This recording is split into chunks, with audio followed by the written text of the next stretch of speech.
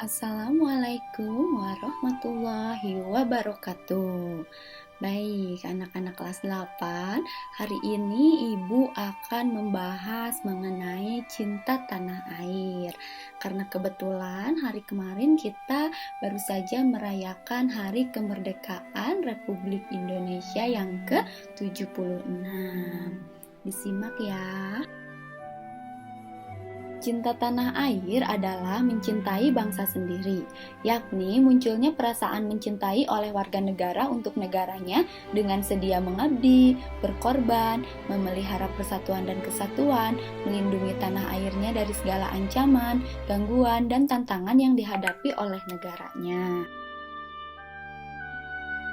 Adapun wujud cinta tanah air lainnya yang dapat dilakukan oleh warga negara adalah memelihara sarana dan prasarana umum dengan tidak merusaknya, menciptakan suasana aman dan damai dalam kehidupan bersosial atau bermasyarakat dengan bertoleran dan tenggang rasa, menghargai jasa pahlawan, serta berkarakter Indonesia dengan menerapkan 5S, senyum, salam, sapa, sopan, dan santun, berjiwa Pancasila, Bhinneka Tunggal Ika, dan menaati peraturan undang-undang yang berlaku dan sebagainya. Nah, sedangkan sebagai generasi muda yang masih sekolah atau kalian masih pelajar dan yang sedang berkuliah atau seorang mahasiswa, sikap cinta tanah air dapat diwujudkan dengan banyak ragam cara. Di antaranya belajar dengan rajin, mengikuti upacara bendera, taat terhadap perintah Tuhan, saling menyayangi antar sesama, menghormati orang tua dan guru, menghargai jasa para pahlawan, menjadi pelajar yang membanggakan Indonesia dengan berprestasi yang baik dalam bidang akademik maupun non-akademik, tidak bersikap ke barat-baratan atau ke Korea-Koreaan, berjiwa Indonesia dan Pancasila, berpegang pada Bhinneka Tunggal Ika. Lalu, makna dari cinta tanah air yaitu cinta tanah air dapat diartikan sebagai rasa cinta yang sesungguhnya mengandung unsur kasih sayang terhadap tanah air, di mana rasa cinta itu menimbulkan keinginan untuk menjaga, melindungi, dan membela dari semua ancaman. Nah, cinta tanah air juga berarti rela berkorban untuk kepentingan tanah air.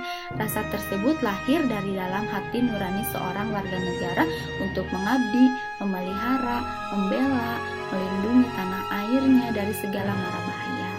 Lebih dari itu, cinta tanah air juga merupakan sebuah kebanggaan, rasa memiliki, rasa menghargai, menghormati, dan loyalitas, sehingga menimbulkan keinginan untuk merawat dan membela tanah air.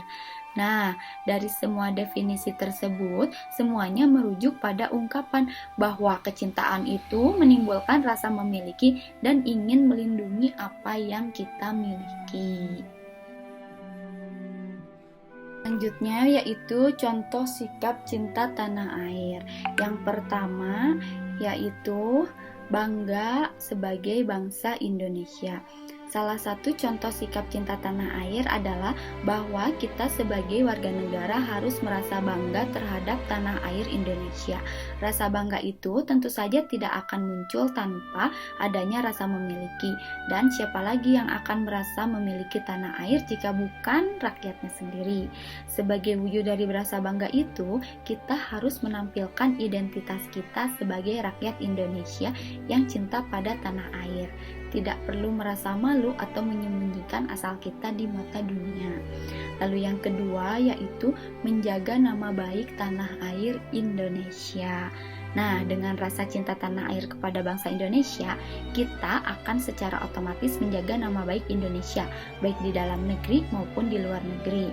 Sebetulnya, tidak hanya para atlet yang berjuang seperti kemenangan pada event-event internasional seperti Olimpiade, SEA Games, dan Asian Games yang mengharumkan nama Indonesia di kancah internasional, yang bisa dikatakan menjaga nama baik Indonesia. Menjaga nama baik Indonesia bahkan bisa dilakukan di setiap lingkungan kehidupan oleh setiap komponen masyarakat. Lalu yang ketiga, menggunakan hak pilih dalam pemilu. Nah, pemilu adalah salah satu wujud demokrasi Indonesia. Seperti yang kita tahu, Indonesia menganut sistem pemerintahan presidensial yang demokratis. Oleh karena itu, sudah selayaknya bagi warga negara yang sudah mempunyai hak pilih untuk ikut berpartisipasi dalam pemilu. Jadi no golput ya. Lalu yang keempat, menjunjung tinggi hukum dan pemerintahan. Nah, contohnya yaitu dengan menaati setiap peraturan yang berlaku.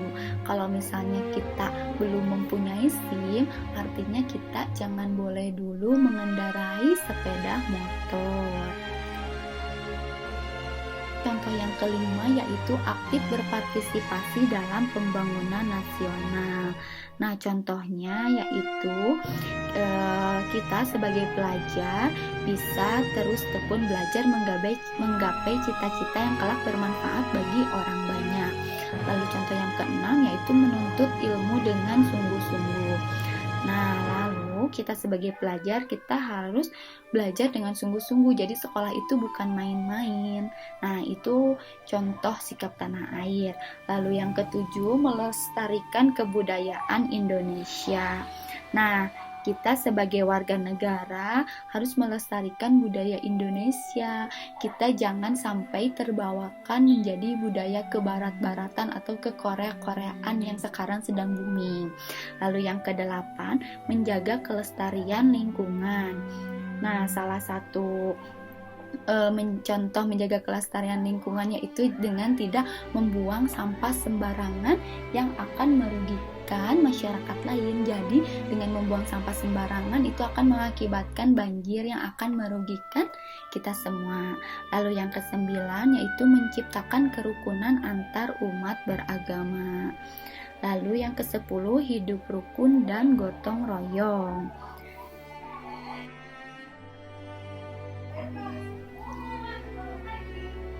Nah, kalau dahulu kala, contoh sikap tanah air itu ditunjukkan oleh para pahlawan bangsa dengan sikap rela berkorban melawan para penjajah dan berusaha merebut kemerdekaan Indonesia.